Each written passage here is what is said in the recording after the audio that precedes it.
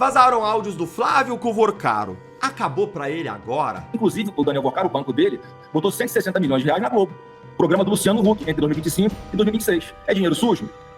É dinheiro sujo? Vocês sabiam da origem desse dinheiro? E dentro do STF, a gente já tem informação de que o STF comemora.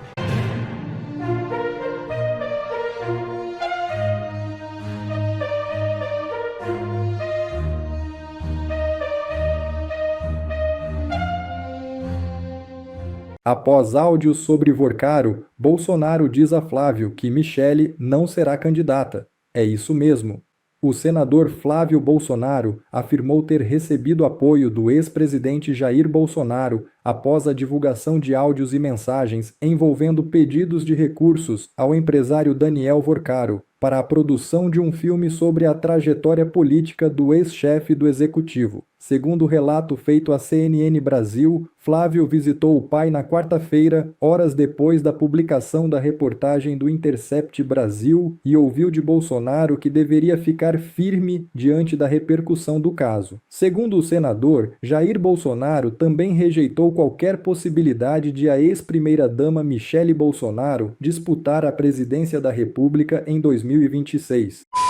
Ao vivo na Globo News, Flávio acaba com narrativas frente a frente com jornalistas. É isso mesmo. Sem nada a esconder, Flávio Bolsonaro concedeu entrevista à Globo News. O senador afirmou que existia uma cláusula de confidencialidade no contrato de Daniel Vorcaro sobre o financiamento de um filme sobre o ex-presidente Jair Bolsonaro. O senador disse que o contato com Vorcaro era exclusivamente para tratar do projeto audiovisual e negou qualquer irregularidade na relação. Na entrevista, Flávio Bolsonaro sustentou que a relação com Vorcaro era apenas comercial. O momento mais marcante foi quando Flávio deixou os militantes da redação sem reação ao revelar que a própria Globo recebeu 160 milhões de Vorcaro. Veja. Eu não tenho certeza, que eu não sei de detalhes de verdade. Mas o senhor falou que contratou o advogado para fazer a gestão do investimento. Olha só, esse dinheiro foi para um fundo exclusivo. Eu não vou botar a palavra na minha boca, Malu, desculpa. O dinheiro foi para um fundo exclusivo para a realização do filme. Tá, e a GoUp não faz parte desse fundo e nem o Mário Frias? Que eu saiba não, pelo que eu estou acompanhando de vocês não, e pelo que eu soube até agora também conversando com eles não. Senador, o senhor está insistindo que não tem problema ter ido atrás de dinheiro para captar recursos para o filme do seu pai. A Polícia Federal fez uma investigação, tem um inquérito cuja relatoria é de André Mendonça, que inclusive foi indicado para o Supremo pelo pai do senhor. A Polícia Federal já tem demonstrado nas investigações que Daniel Vorcaro não dava dinheiro para políticos, para autoridades, porque ele gostava dos políticos ou das autoridades. Ele tinha interesses, ele buscava, muito provavelmente, que a polícia está investigando, proteção. É muito improvável que Daniel Vorcaro tenha um interesse pelo cinema nacional.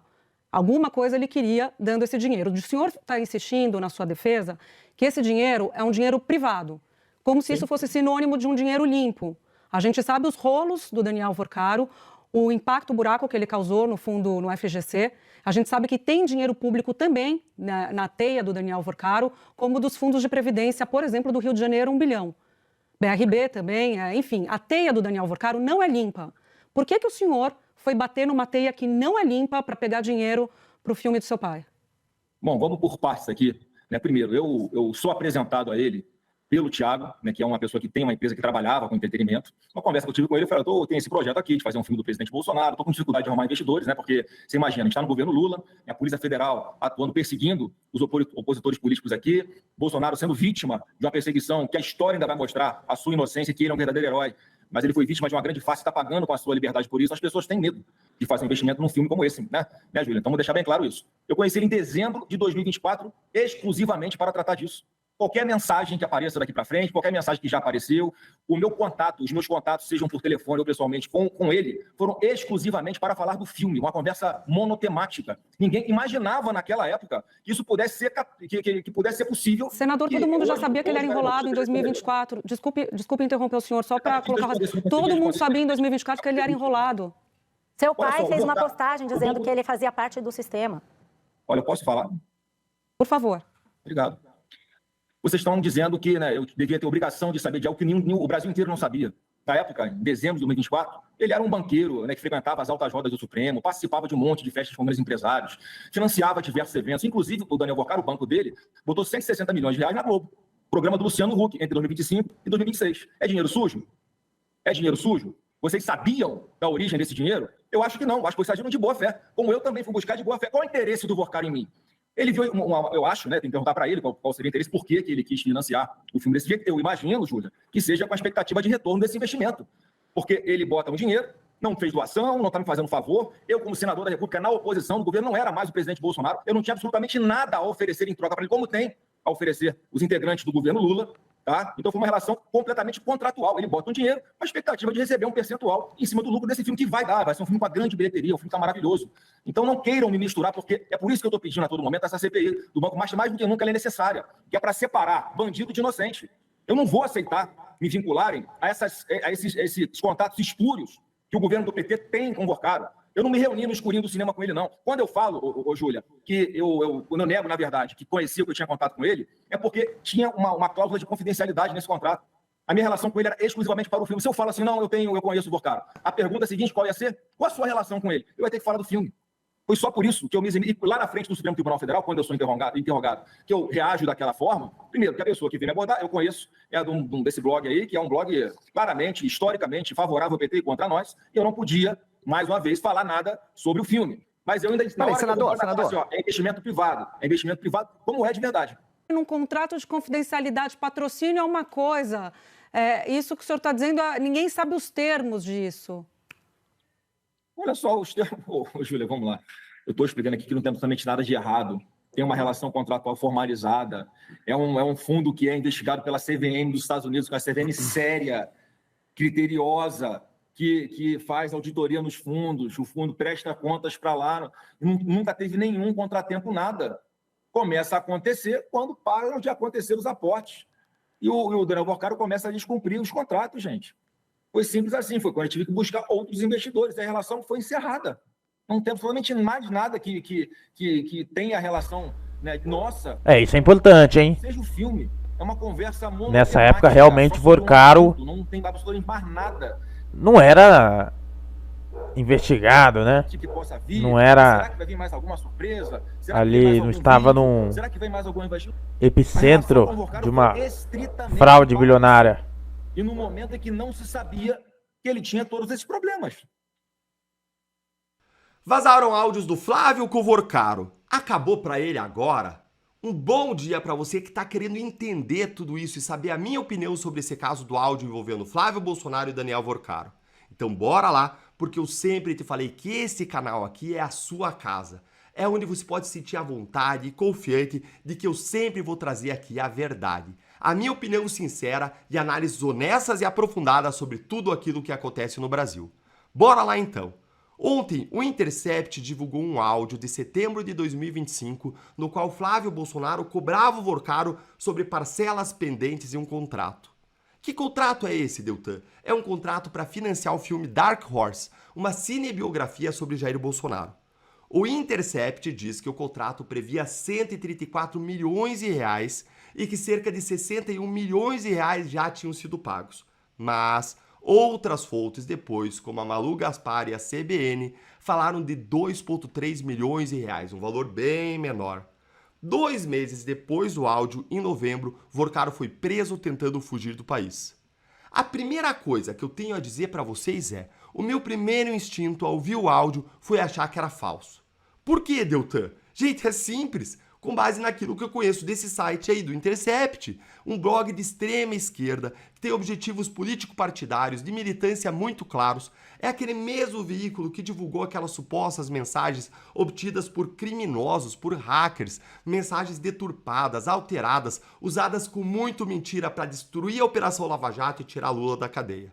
Então, como dar qualquer tipo de credibilidade para um veículo desses que tem uma missão clara de destruir a direita e está disposto a tudo?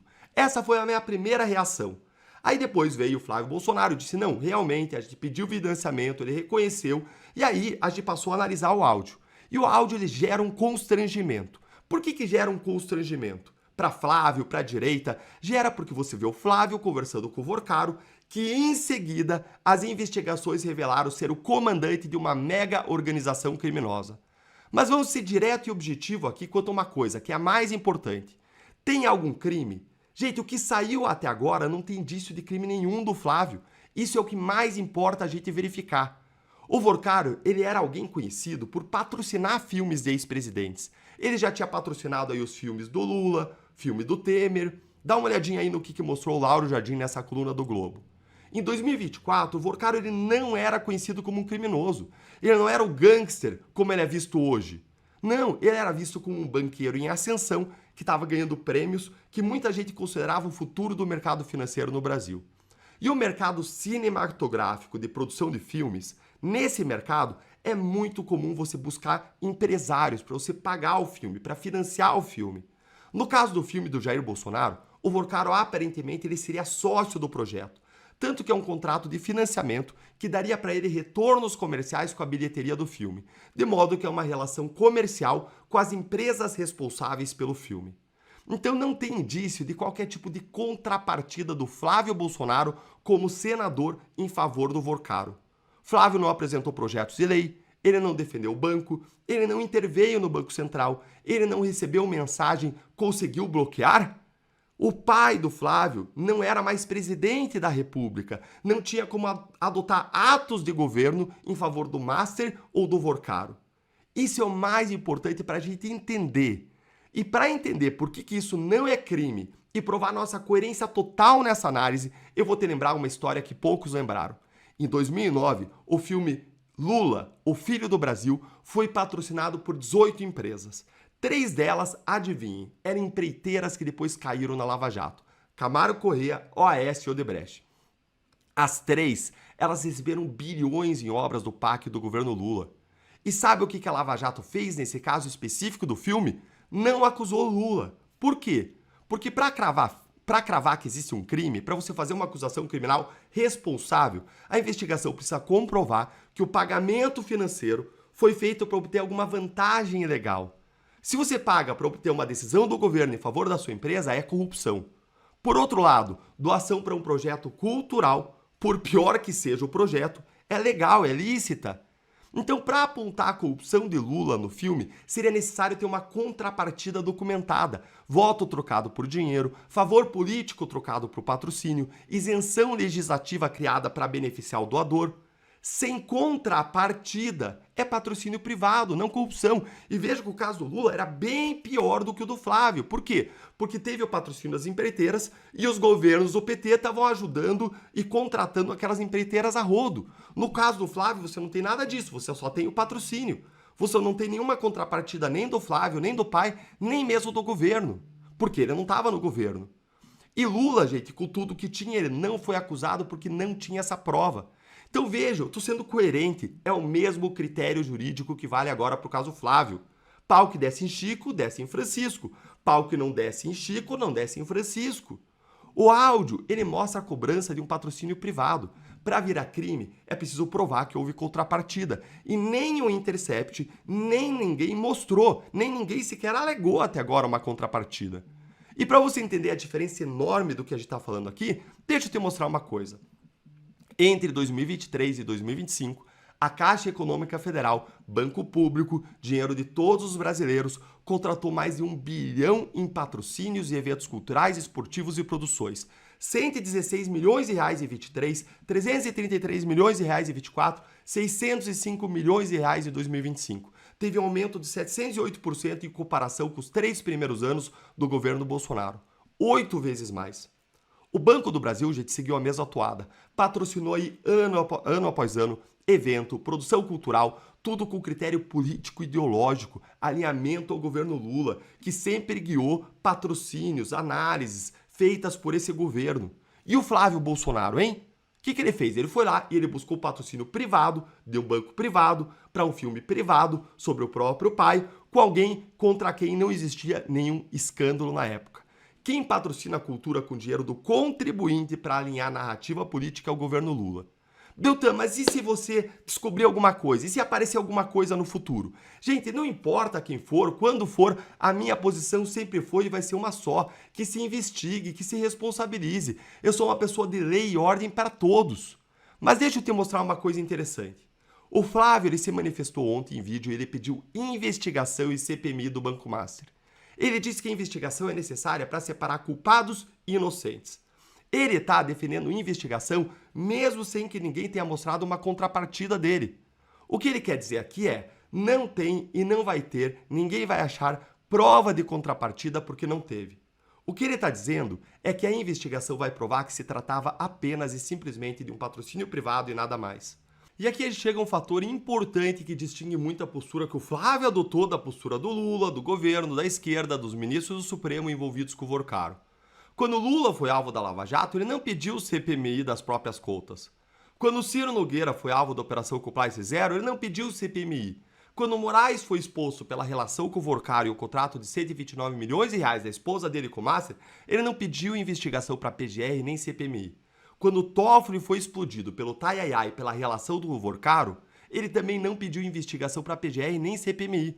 O Flávio, mesmo de novo, sem ter indício de contrapartida e sem ter, portanto, indício de crime, ele pediu o CPMI do Master no mesmo dia do vazamento do áudio. Você viu que tem uma diferença fundamental de comunicação pública aí? Quem foge da investigação indica que tem medo do que ela vai mostrar. Quem pede investigação está dizendo, olha, pode olhar, não vai achar nada.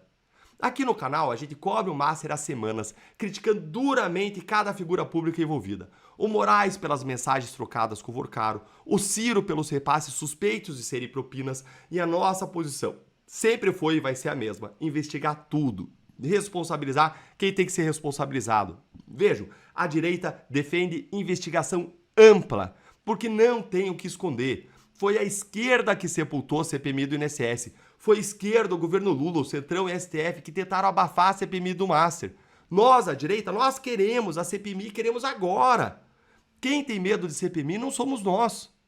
E você defende a CPMI do Banco Master? Conta aí pra mim nos comentários. Se inscreve, clica no sininho, curta o vídeo, venha virar membro para ter análises exclusivas, prioridade nas respostas e apoiar nosso trabalho de forma mais intensa. Grande abraço e até o próximo vídeo. Saiu na CNN um detalhe que tem pouca gente percebendo sobre o áudio do Flávio com o Vorcaro.